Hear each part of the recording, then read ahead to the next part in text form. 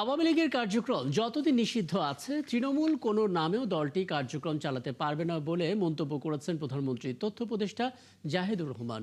শেখ হাসিনার বক্তব্য প্রচার নিয়ে আদালতে নিষেধাজ্ঞা থাকলেও এখনই সরকার এ বিষয়ে কঠোর অবস্থানে যাচ্ছে না বলেও জানান তিনি। তবে পরবর্তীতে গণমাধ্যমকে সতর্ক করা হবে। সকালে সচিবালয়ে এক ব্রিফিংয়ে এসব কথা বলেন জাহিদুর রহমান। এ সময় অন্তর্বর্তী সরকারের সময়ে সেবা খাতে 12,000 কোটি টাকা দুর্নীতির বিষয়ে জবাব দেন তথ্য উপদেষ্টা। সেই সাথে আওয়ামী লীগ অন্তর্বর্তী কিংবা বর্তমান ক্ষমতাসীন বিএনপির কেউ দুর্নীতি করলেও তা খতিয়ে দেখা হবে বলেও জানান তিনি। প্রধানমন্ত্রী চীন ও মালয়েশিয়া সফর সফল হয়েছে উল্লেখ করে তথ্য উপদেষ্টা আরও বলেন, পররাষ্ট্রনীতির ক্ষেত্রে দেশের স্বার্থকে প্রাধান্য দেবে বাংলাদেশ। তার বক্তব্য প্রচার করা যাবে না এরকম আদালতের নিষেধাজ্ঞা আছে এবং আমাদের অনেক মিডিয়া এই কাজটা করছে। তার মানে হচ্ছে তারা আদালতের নিষেধাজ্ঞা নির্দেশনা মানছেন না, এটা ফ্যাক্ট।